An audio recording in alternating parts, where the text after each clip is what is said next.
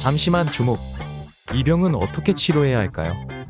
콘텐츠 속 화제가 되는 질병들을 속 시원하게 알려주는 바른 치료인 콘텐츠. 오늘의 주제는 2022년 카타르 월드컵이 개막하였습니다. 대한민국 축구팀의 선전을 기원합니다. 하지만 4년 만에 돌아온 월드컵 이전 우리에게 축구의 재미와 감동을 준 콘텐츠는 따로 있었습니다. 뛰어! 막아야 돼, 끝까지!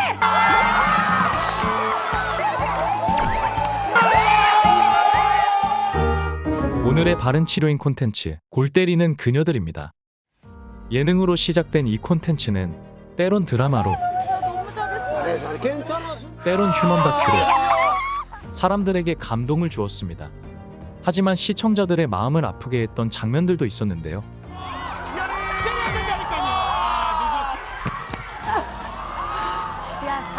미안해. 진짜 아니야. 아니 멍 봐. 아, 근데 이게 멍이 붓기 빠지는. 무리를 했더니 발목이 좀 아파가지고 다리 좀 붓고 그래서. 다른 부상들도 많았지만 가장 많았던 발목 부상. 실제로 스포츠안전재단에 발표한 자료에 보면 생활 스포츠에서 발생한 부상 부위 중 발목 부상이 38.1%로 가장 높았습니다. 발목 부상은 주로 지나친 운동을 하거나 과사용에 의해 발생되고 외부적인 충격으로 인해서 발생하기도 합니다. 가장 많이 발생하는 경우는 발목 염좌인데 인대가 늘어나거나 파열돼 발생합니다. 이걸 흔히들 발을 접질렀다고 표현합니다. 통증이 생기고 다친 부위가 부어오르고 눌리는 듯한 느낌을 받습니다. 이때 손상도에 따라 1단계, 2단계, 3단계 손상으로 나눌 수 있고 1단계의 경우 2주 내로, 3단계의 경우 3에서 6개월 정도의 회복 기간이 필요합니다. 심하게 다칠 경우 골절이 발생되는데 염좌의 증상과 비슷하지만 정도가 더 심하게 발생합니다. 뼈가 부러지지는 않았지만 반복되는 충격과 과도한 운동으로 외부 충격을 근육이 흡수하지 못해 뼈가 대신받으면서 생기는 피로골절도 있습니다. 별다른 외상이 없어서 쉽게 방치됩니다. 그럼 발목 부상의 올바른 치료법을 알아볼까요? 네, 안녕하세요. 보라의 병원 정형외과 유한입니다. 요즘에 농구, 축구, 야구와 같은 생활 스포츠들이 워낙 활성화되면서 발목 손상들이 많이 생기는 편입니다. 사실 이런 스포츠뿐만이 아니고 대부분의 사람들이 발목 한번 뼈보지 않는 사람들은 아마 없을 거예요. 사람들이 대부분 생각하는 것이 발목은 그냥 뭐 아프고 말지, 한 1, 2주 아프고 난 다음에 나아지겠지 생각을 하고 이 발목 염좌나 골절에 대해서 그냥 두시는 분들이 많습니다.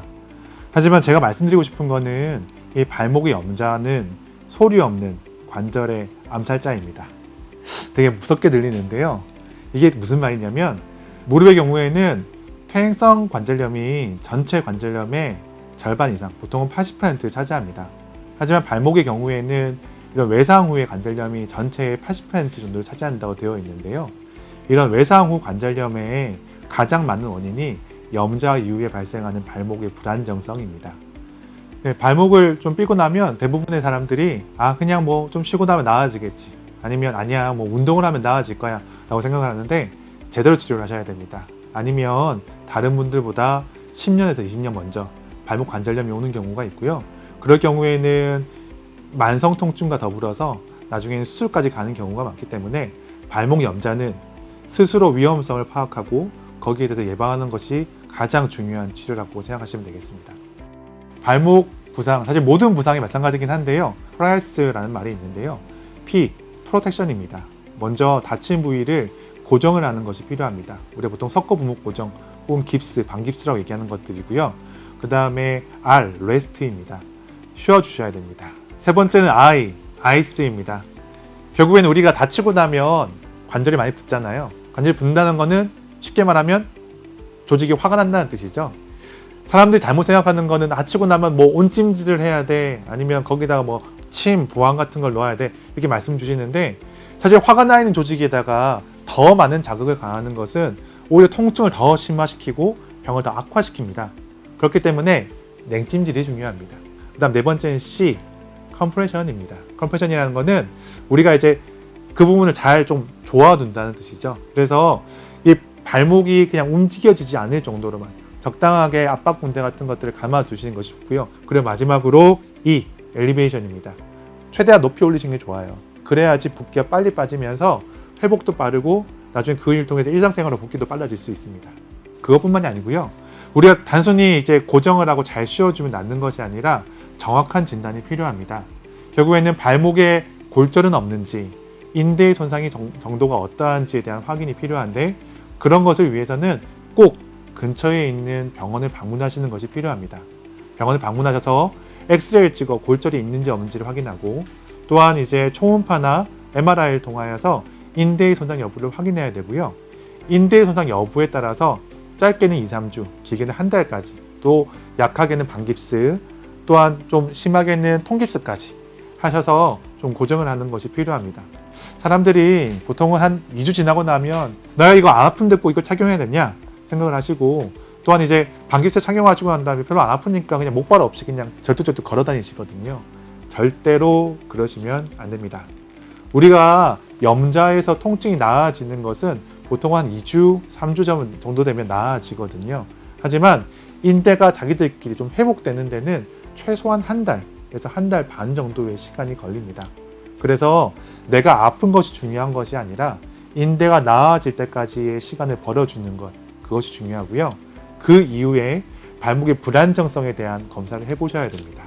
발목에 불안정성이 있을 경우에 바로 수술, 이런 경우도 있지만 보통은 재활치료를 해야 되고요. 재활치료는 비골건 운동이라고 하여서 고무밴드나 아니면 조그마한 공을 가지고 하는 운동들이 있습니다. 또한 밸런스 보드라고 하여서요. 그런 안정성 운동들을 좀 해주시는 것은 도움이 될 수 있어요. 그래도 불안정성이 남아 있으면서 통증이 있을 경우에는 최종적으로 수술을 고려하게 됩니다. 요즘에는 건강하게 사는 것이 중요한 것 같아요. 사람들이 건강하게 지내려면 운동을 해야 된다고 생각을 많이 하는데, 정말 중요한 것은 시작하기 전에는 충분한 스트레칭을 통해서 먼저 손상을 방지하고요. 만약에 다쳤다면 충분한 휴식을 통하여서 건강을 되찾는 데 노력을 합니다. 안 아프더라도 끝까지 치료를 하고, 또한 전문의한테 이런 치료를 맡기는 것, 그런 것들이 필요할 것 같습니다. 여러분들 모두 100세까지 건강한 발목, 또한 운동 잘할 수 있는 그런 분들 되길 바랍니다. 네, 감사합니다.